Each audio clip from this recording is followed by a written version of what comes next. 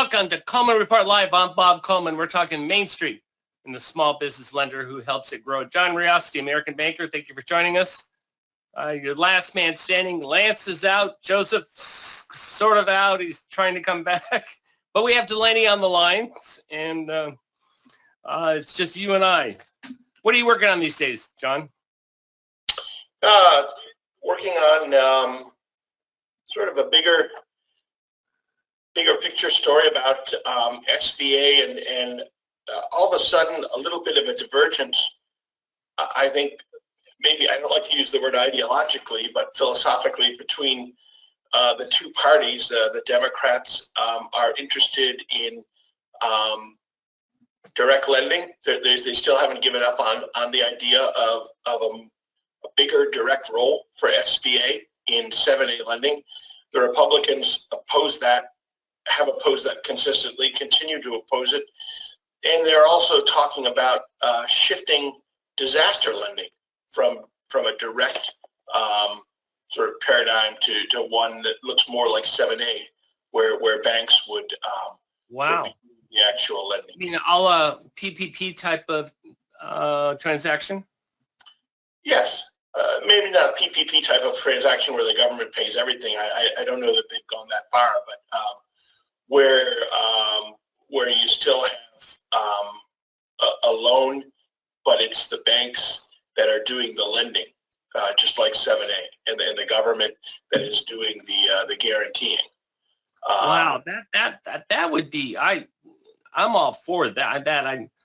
I'm sure we ran a poll. The majority of lenders would be for that. They have the infrastructure to do it. Plus, they're dealing with the borrowers who have been hit by the disaster, whatever it is. But well, I'd be interested in that. A future poll on that, because it is it's a different type of lending. It's Joseph, can you put together a poll real quick on that? Do you support lenders funding SBA disaster loans? Yes or no? Yeah, I'll do it real quick. Okay, thank you. These would be government guaranteed disaster loans. Right. And I know that banks do that. They don't simply abandon it. I shouldn't just limit it to banks. Credit unions as well. Right. They simply don't walk away when there's a disaster. I know that they do a lot of lending on their own. But the other side of the coin on that, John, is you need you could have I remember we did a story on a business that was flooded out completely in one of the hurricanes down in Houston. And they all pitched in and they got it back, but they were out of business, and whatever loans they had would have been in jeopardy. So that was one they really needed the disaster funding to get back on their feet. Right. Well, it's an interesting subject. It's one that comes up again and again. This is by no means a new sort of subject or a new kind of idea, because if you recall, after Katrina and more, I think to the point after, I guess it was Sandy, the hurricane that hit New Jersey, 2015, 2016, in that time frame, there were hearings, and there was actually legislation that would have moved more disaster lending, make banks, give them a bigger role. It just never went anywhere. The legislation was passed, and SBA took a long time to write the rules, and they only got one rule written, which would have allowed, banks to make on their own, a very small initial loan, say about $25,000, if I recall right, that would have been repaid from the larger disaster loan that the government would presumably make subsequently. But John, were you around for what they called them GO loans, Gulf Opportunity Loans? Were you reporting back then, or were you off on duty? I think I might have been off on duty, because that's something that I've heard of, but don't know the specifics of. Yeah, that was similar. It was a Gulf Opportunity business that were affected by disasters, and lenders could lend to those companies. Now that's been 20 some odd years, so I'm a little fuzzy on the details. But that's interesting. I thought I would get more support from the lenders. But does that surprise you, those numbers, John? No, I don't think it surprises me, for just the reason that there's a lot. You're talking about you're talking about risk, a significant Right. risk there. And but still to the point, that's a lot of banks that would be interested in doing that. And Yeah.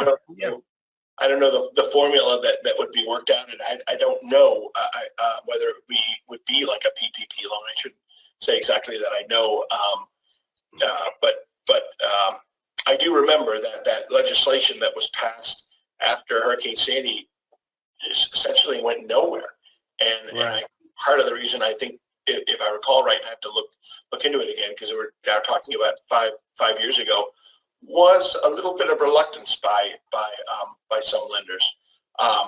But the only rule that was ever written would have allowed banks, private lenders, to make an initial immediate $25,000 loan that could be repaid. Well, when you do your research, go back also. I don't know if you're around during the STAR loans. Those were the supplemental tariffs after 9/11, and those were 7A loans, and I know there were issues with that. There was some fraud involved, and the Inspector General wasn't happy with how SBA handled it because they differed a little bit from their mission. But SBA's put their toe in the water over the years on that. It would be great to have something in place that we all understand, and that we're not trying to write rules the day after the disaster, that they're in place and everyone's on board on that. That'll be interesting to see how that weaves it through Congress. That's very interesting, John. Thank you for that. What's going on with Huntington? That dropped the other day. What are they doing with small business lending?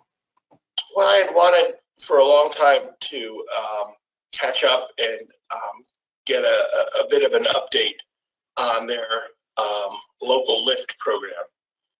This has been LIFT. It's gotten a fair bit of publicity, and I think rightly so. It's definitely a worthwhile effort they're undertaking, which is to get more capital to, I guess you'd call them underserved small businesses, minority, women-owned, veteran-owned businesses in low-income areas. So they're definitely smaller loans from 1,000 to 150,000, and the average size is about 70,000. So they're not.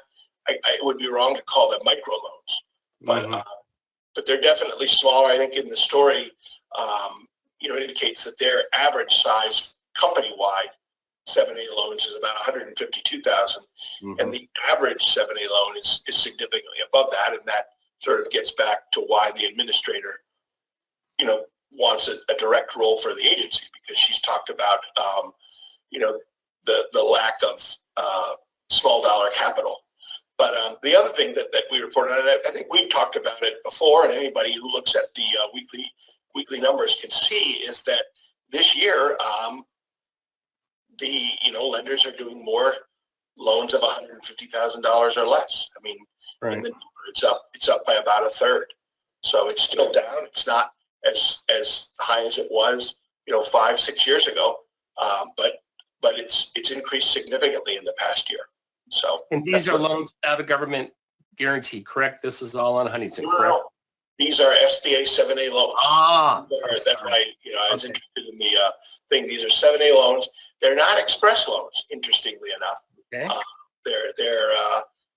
And I guess that actually makes sense. That one of the facets of the program is that they have reduced the credit score, the small business credit score that's required. It was 155. It regularly is 155. It's 140 for these, the minimum.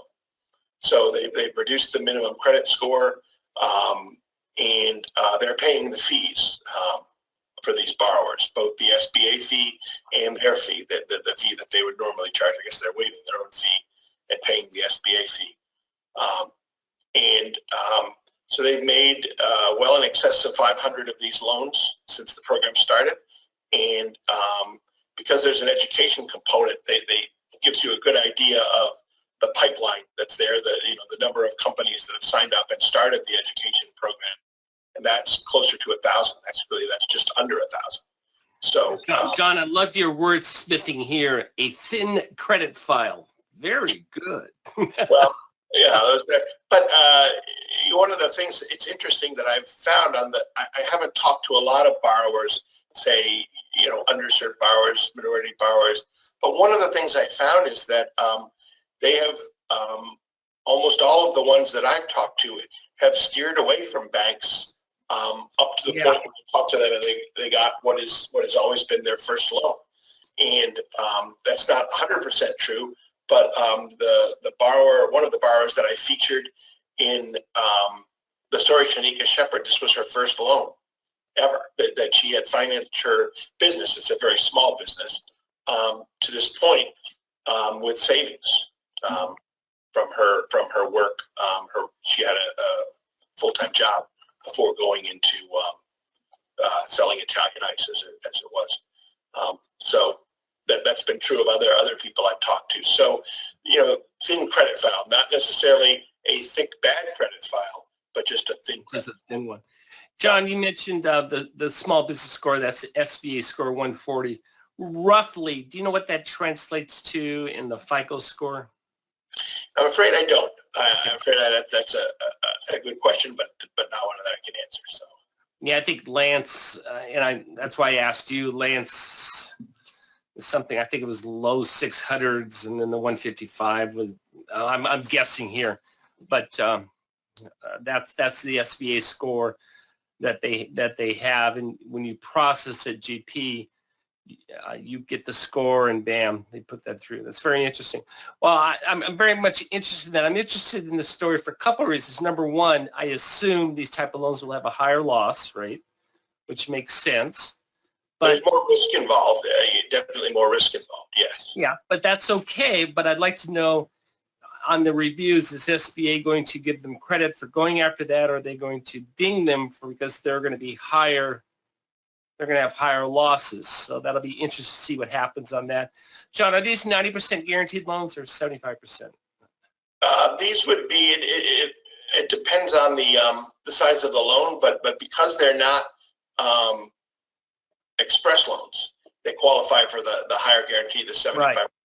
And I know there is a threshold at which you get, the smaller the loan, the larger the guarantee. But off the top of my head, I forget where the threshold is. Right. $150,000 loan, I'm quite sure qualifies for a 75% guarantee. If you're making smaller loans, the SBA will guarantee more because they want to encourage that.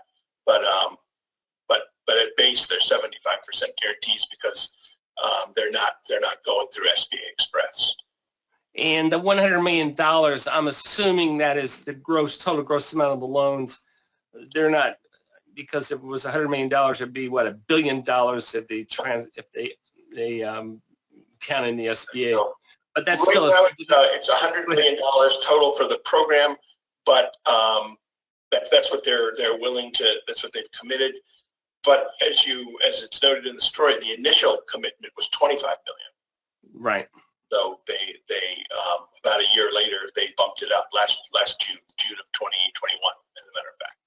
John, how long does it take to process these loans? Did you get into that? The processing is a little bit longer because there's the education component involved. It's an online curriculum, but it's not just a couple hours of classes. I think it's more substantial than that. There's a significant online curriculum that the borrower has to complete. Really? Okay. Yes. That was developed by Operation Hope, and then Huntington is sort of customized that as well. So there's that. And another thing I think some of the borrowers even mentioned is a lot of these, since they're smaller companies, and they don't have say they don't have an accountant, they don't have an attorney, et cetera, it takes them a little bit longer to meet the underwriting criteria to say the tax documents, get that all together. So it's not a quick process. It's not. How long is that class? Do you know? It's self-developed, but I think it, as The people I talked to say it can take several days because they're doing it. On top of their regular business. Maybe some of them might have jobs as well. Right, So, right.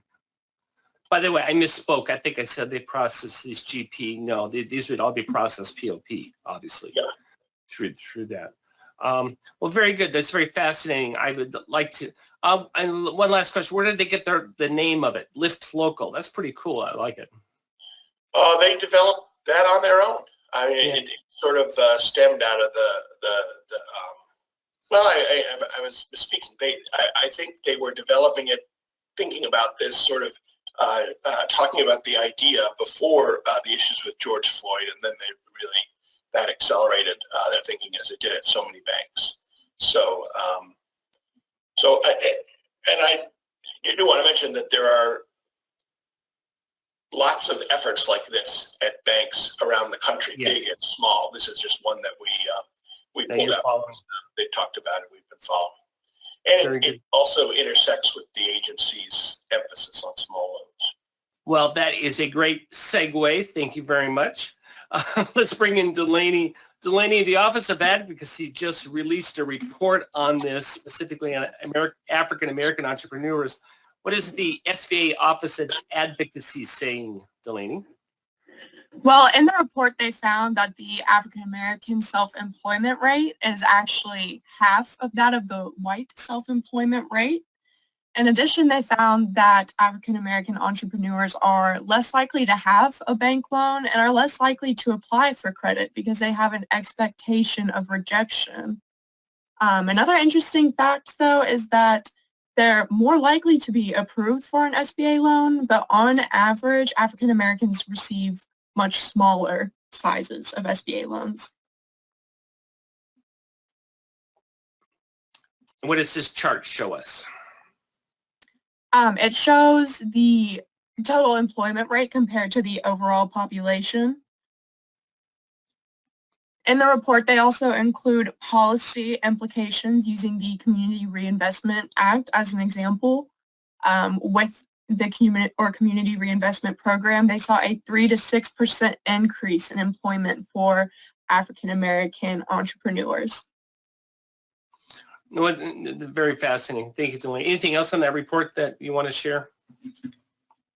Not at the moment, no. Okay. Well, thank you very much.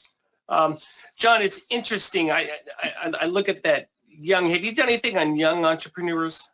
Is that something on your radar? No, not as much on young entrepreneurs. I really haven't thought with age, I'm interested though. I guess it all gets back once again to these small dollar loans, and there are also some very interesting programs. Number one, that are outside of SBA, but also other SBA programs. I remember writing about Nuity not too long ago, and sort of their pivot from PPP, which is over the big time PPP lender, to making small dollar SBA loans. So they're at work as well.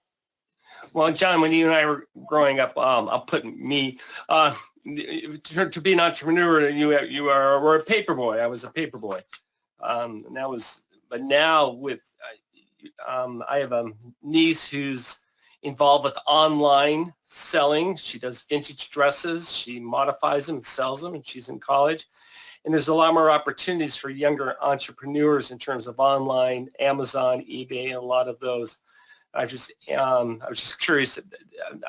That's sort of in the back of my mind these days. I've been mulling that over, but that's interesting with those opportunities and who's taking advantage of those. Well, I'll just mention one thing since you say that, and this was brought up in the story. One of the things Huntington talked about, and what's happening with some of their loans, the effect is they're starting with these projects that are at very small entities that are essentially self-employment projects. Right. Go back to Shanika Shepard, and she was she and her husband had some carts they were selling Italian ice out of, at festivals and malls, et cetera, they got the loan.